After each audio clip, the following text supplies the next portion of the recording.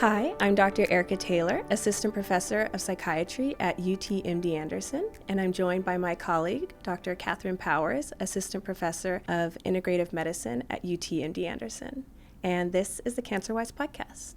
Thank you, Dr. Powers, for joining me today. It's my pleasure. Thank you for having me here. So, Dr. Powers, as mental health providers, I think you and I both know firsthand how helpful therapy and talking about your mental health can be, especially those with oncology concerns. Today in the podcast, we're going to talk a little bit about how to know if therapy might be something that's helpful for you in your cancer journey, what you might be looking for in a therapist, red flags in therapy, and how to get the most out of each session with your therapist. Before we talk a little bit about looking for the right therapist and how to get the most out of it, can you tell me what might be some signs to know if it's time for you to get help with therapy?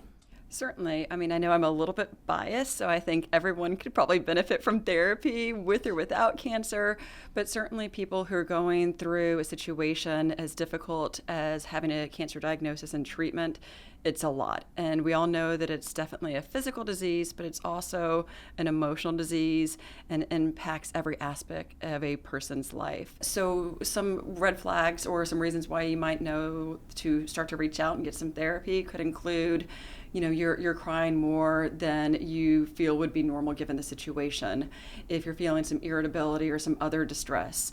A lot of people also say that they have a lot of big emotions and thoughts, and even though they know that they have a supportive family, they might not necessarily want to share some of those internal thoughts with them, especially those darker ones. So certainly at that time, seeking some additional help might be a good way to deal with some of those thoughts and emotions.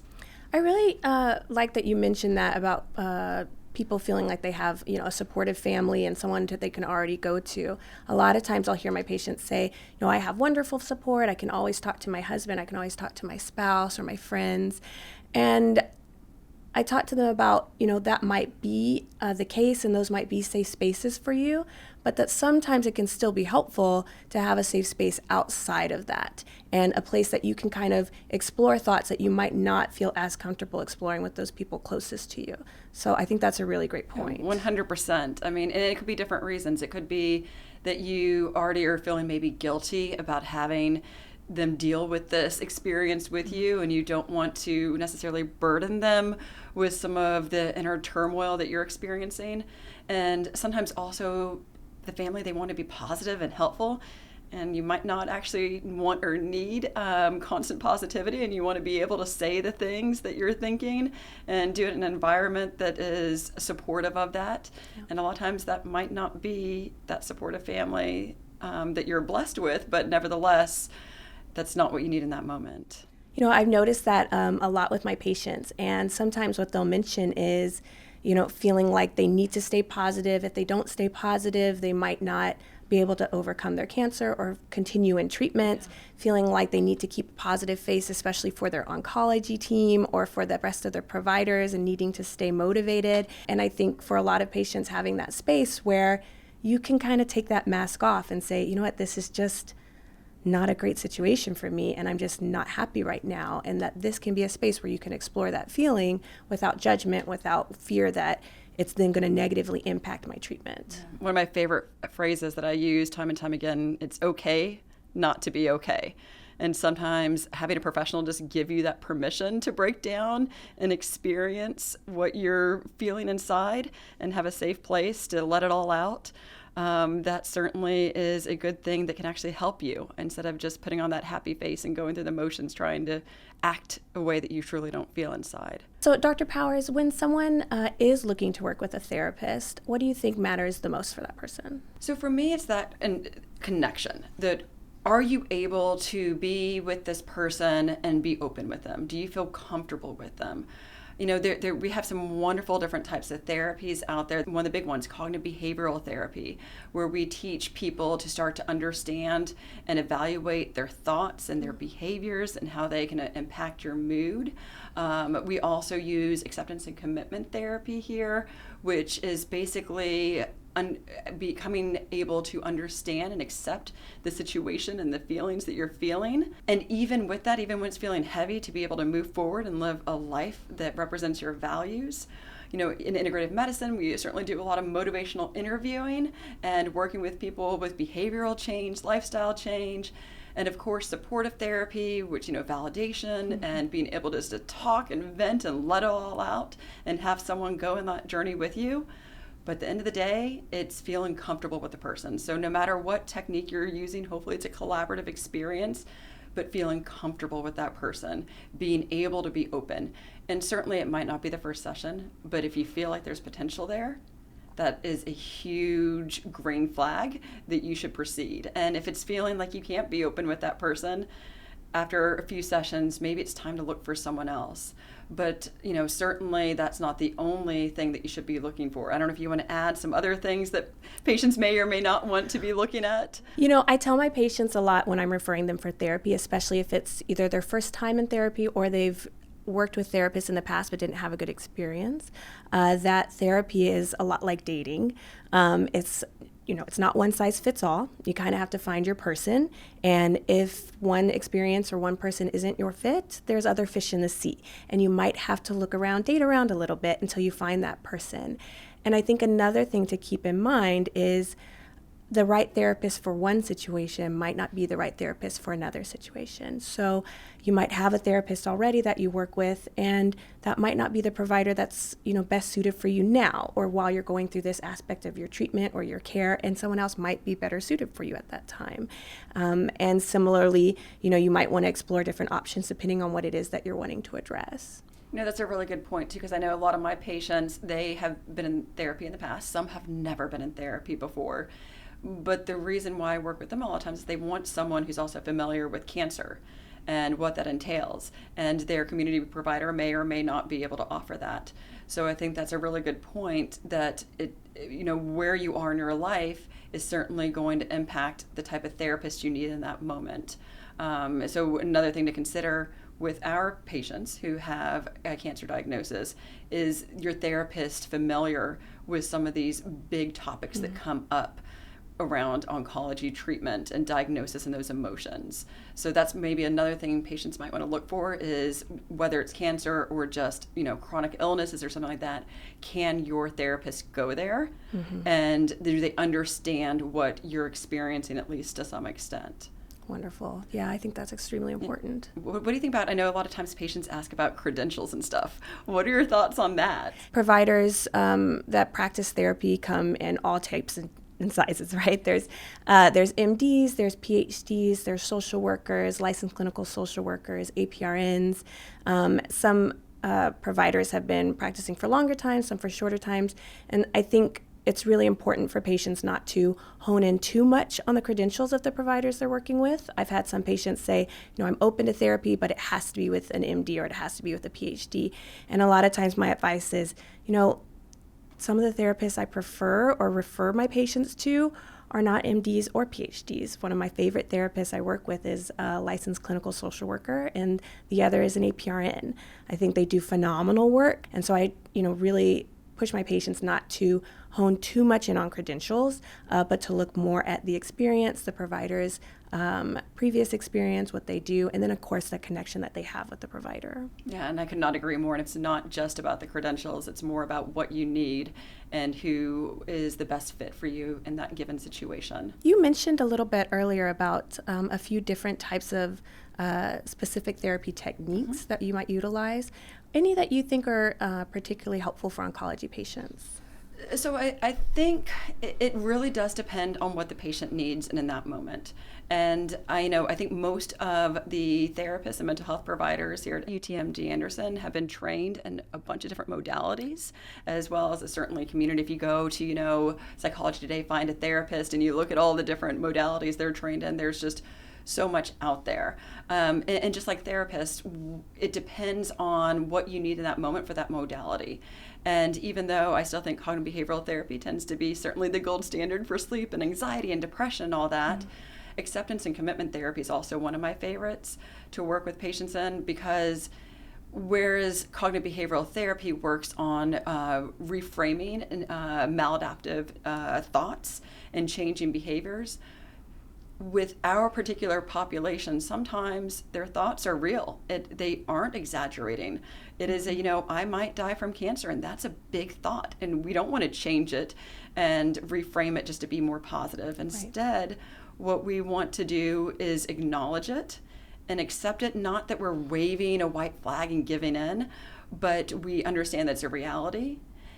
And even though we might be feeling anxious or sad or scared, what's important in our life and how do we move forward despite having those big thoughts and fears and those distressing emotions, and making sure that we're trying to live the life that our patients are fighting to be able to live in the best way possible. I think another thing patients want to look at is providers that are open to feedback. One thing I'll hear from some of my patients is after working with a therapist, they'll come back to my office because I'll be doing med management, and I'll say, how's therapy going? How's it with so-and-so? And they'll say, I'm not really sure. I'm not really sure what I'm supposed to be getting out of it. I'm not really sure if I'm getting anything out of it. And they'll say, maybe I should stop. And I'll tell them, what I would advise is tell the provider that. Say, I'm not sure what I'm supposed to be getting out of the session. I'm not sure that I'm feeling like I'm getting something out of the session. And any provider worth their salt should be able to have a conversation with you about, all right, let's step back. Let's look at what are our goals for this therapy session. What is it that you're wanting to get out of these sessions so that you feel like if you're not getting something out of them or it's not beneficial for you, we're not here wasting time. Let's do something that you feel is going to be helpful. That's an excellent point. I actually think it's a good life skill in general, too. With a lot of relationships, if something's going awry, being able to have that open communication. So I'm glad that you encourage patients to share that and give that feedback, which also is a good practice for patients, even with their healthcare team, to be able to check in and make sure that everyone's on the same page. Another thing patients probably want to consider is whether they're going to do telehealth or in person. And one of the things that we have in the past 6 years now, we have a lot more options for telehealth. And what do you think about telehealth? Is that something you see value in with our patients? Or I use primarily telehealth. For my patients, it's extremely beneficial. I think in mental health in general, just because of the lack of availability, it's extremely beneficial. With therapy, my patients, it sort of just depends on the patient. I always assumed that people would want to be seen in person for therapy because I thought that they would have a better connection. But I actually find that a lot of my patients, they do better in their own environment. Being at home, they feel like they can connect a little bit better. They feel more comfortable. And so they actually prefer to have their therapy sessions from home. It also sometimes allows for the caregiver who's at home to sort of chime in and be able to jump in as well. I also find that some of my patients, just being in the hospital is such a big trigger. It's an emotional space, and so they prefer to have their sessions at home. Yeah, and I've had a similar experience. When we first started gravitating towards this telehealth, it was a little bit, strange for everybody to, all of a sudden see patients in their natural environment, which gives us as therapists so much additional information we never had access to. And similar to what you said, a lot of my patients also want to do telehealth, which makes a lot of sense for oncology patients. I mean, a lot of people talk about how being a cancer patient is a full-time job, and having to drive in, for us at least, the medical center and park and do all those things. It's one less stress that we can take off their plates, especially if you're not feeling well. You don't want to go into yet one more session. So I'm so glad that many providers can now offer telehealth with this population. One question I had too about when you're looking for the right type of therapist or the type of therapy you want to do, what advice would you have for patients who say, I don't really like to talk about my emotions a lot. I don't really get, deep a lot. Is that someone that you still think they can benefit from therapy? Because I often tell my patients, you don't have to go to that space. It doesn't have to be this deep conversation. You don't have to be in tears to be benefiting from therapy. You can go to therapy and just, the therapist can meet you where you're at. What types of therapy modalities do you think patients can benefit if they're not wanting to go as deep? So it depends what they are looking for. Like, what are their goals for therapy? Because, of course, I'm a health psychologist. I'm in integrative medicine. So we certainly work with mood and stress management and all that, but we also work on lifestyle change. And one of the big things that I hear time and time again with oncology patients is they feel like they don't have control. And that is a huge stressor. So one thing they can control is their nutrition or their exercise. Within reason, I know it's not so simple all the time for our patients, but sometimes when we focus on either skills, so relaxation techniques, whether it's meditation or yoga or mindfulness, giving them some skills, and or again focusing on the things they can control, like getting better sleep, cognitive behavioral therapy for insomnia. So sometimes if we don't necessarily target the thoughts, they might funnel in. They might come up through therapy just naturally, but it's also okay if they don't. So allowing the space, but that doesn't have to be, it's not like we're having people sit on a couch and talk about their early childhood. We can go there, but not necessarily our goal. So just because you're in therapy doesn't mean that you're going to sit there with a box of Kleenex and go through those emotions.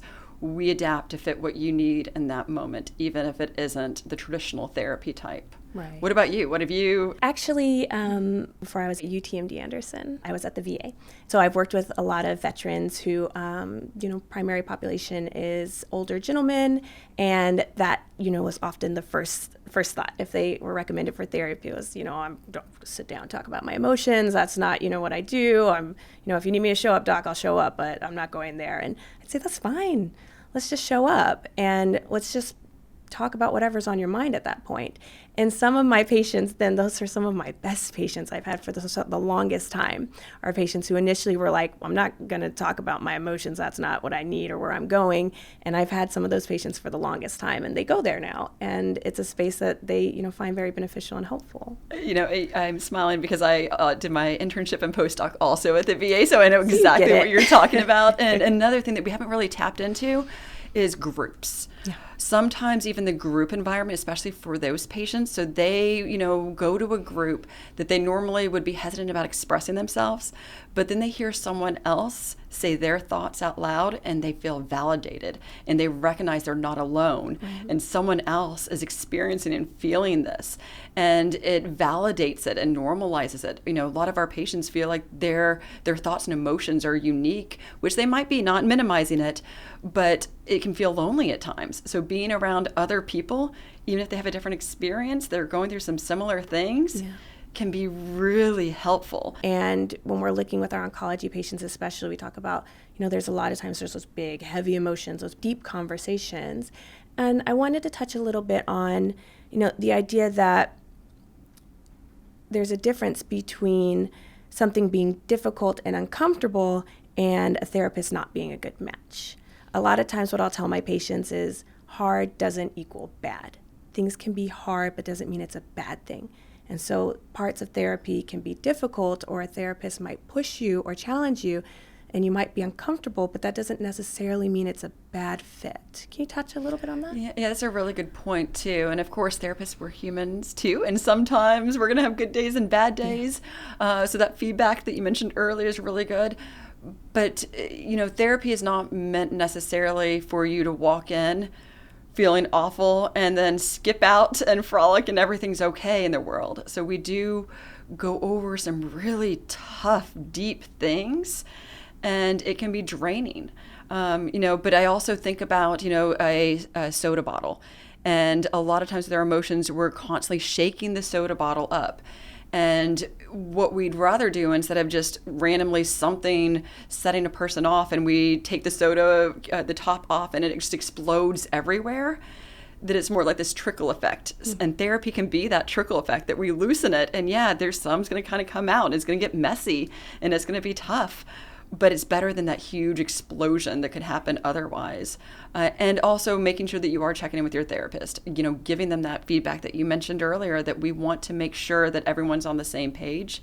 And hopefully the therapist also is able to give the patient the heads up or validate it. Yeah, this is tough. This is hard, what you're going through. And I just so often am so proud of my patients for being able to go and do the work. I mean, therapy is work.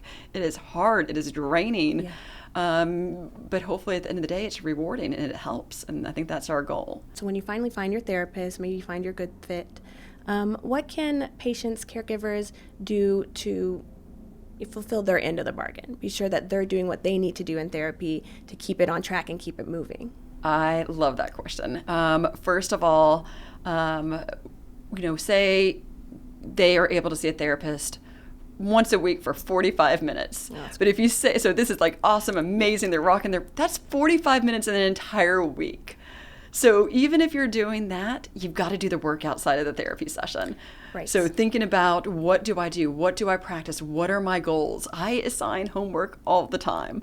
And whether it's reading or practicing or, trial and error, whatever it might mean, is making sure that it's not just 45 minutes and you check that off and you go, but you're actually doing what you talked about in therapy. You're thinking about things, whether it's journaling or changing your behaviors, or if you're doing cognitive behavioral therapy, it might be doing thought records or, all sorts of different tools that we give patients that we want them to practice, because we certainly want them to maximize the benefit from therapy. So going to therapy doesn't just fix things. You got to do stuff kind of like with your house too. Even therapy, we're helping, but patients have got to do the work too. We can't do it for them. It makes me think a lot of, like going to the gym, right? You can go to the gym, for 30 minutes every week or a few times every week. But if you leave and all you do is eat, cookies and cakes and spaghetti, the work, you got to do the work outside. You got to put it in at the gym. You got to put it in outside the gym as well. And so same with therapy, in and outside the office. Yeah, I think that's a great point. So Dr. Powers,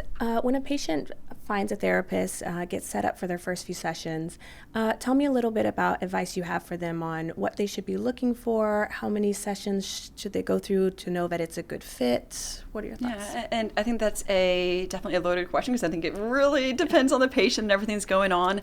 I always start with my patients with the first one, because we're just collecting information typically in that first session, getting to know each other, a little bit of rapport building. I always tell them that I'm going through their entire life very quickly in a 45 to 60 minute session.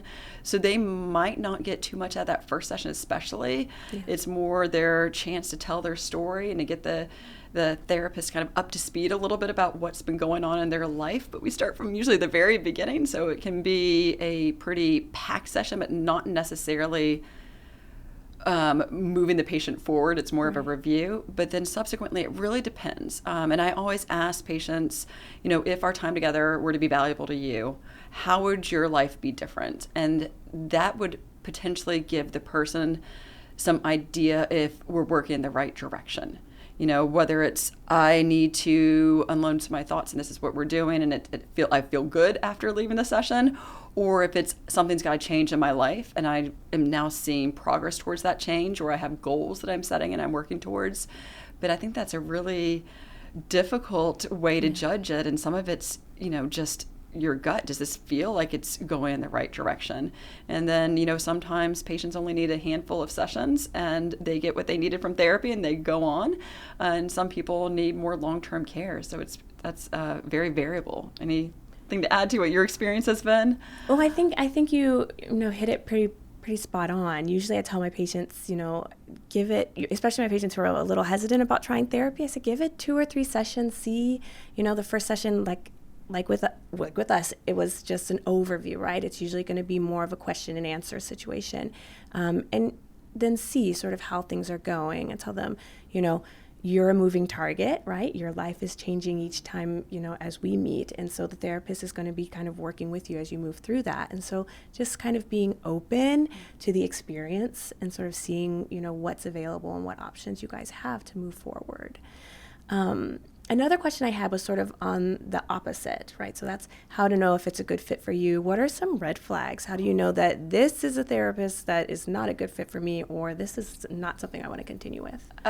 We certainly have some red flags, and I've heard all sorts of stories. Like, if your therapist falls asleep during the session, probably not a good fit. Sure. But some are going to really depend on the fit. I know some patients really feel, especially with oncology, that sometimes therapists might try to have that toxic positivity. Oh, you shouldn't think that way. You need to stay positive. And if that's what you want and it works, great. But for a lot of people, they want to feel heard and it feels dismissive. So if you're leaving therapy and you're feeling worse, not because you're processing things, but how the therapist made you feel, or this happens for a reason. You got to look for the good. Sometimes that can be really off-putting. It really depends on the patient and what they need, because I think you said it earlier. What's a good fit for one person is going to be very different fit for the other. So we have some obvious ones that they don't seem interested. I know some therapists do the very traditional ones where they barely say anything at all, and it's just, and some people don't like that. But there's a lot of variety out there, and if you're getting the ick, especially if you're quick to the ick, maybe that's a red flag. What about, I don't know if you have some thoughts too about that. I think you hit it. I mean, it's so variable for each person. I do find that with group therapy, kind of looking for that right vibe can be important. Specifically, my patients, if they're looking at group therapies or individual therapy where there's a specific focus, usually like on grief or other topics where religion might be an important aspect, I'll tell my patients, that might be something that you want to look a little bit more at. Is this something that aligns with my feelings and beliefs on the topic? Whereas there might be other elements, if you're doing CBT for insomnia or other types of therapy, that connection with your therapist or the group might not be as important. But if you're looking at certain topics, you might want to be looking at a therapist who, has similar beliefs with you, or is at least open to the experience of talking about whatever your beliefs and feelings are on the topic. Yes, and not pushing their own belief system on you either. I can, exactly. Yes. Dr. Powers, thank you so much for joining me today. It was really wonderful to talk with you. My pleasure. If you enjoyed this episode, don't forget to follow or subscribe on Apple Podcasts, Spotify, YouTube, or wherever you get your podcasts. And be sure to comment or review below. For more information or to request an appointment with UT MD Anderson, call 1-877-632-6789 or visit mdanderson.org. Thank you for listening to the CancerWise podcast from UT MD Anderson.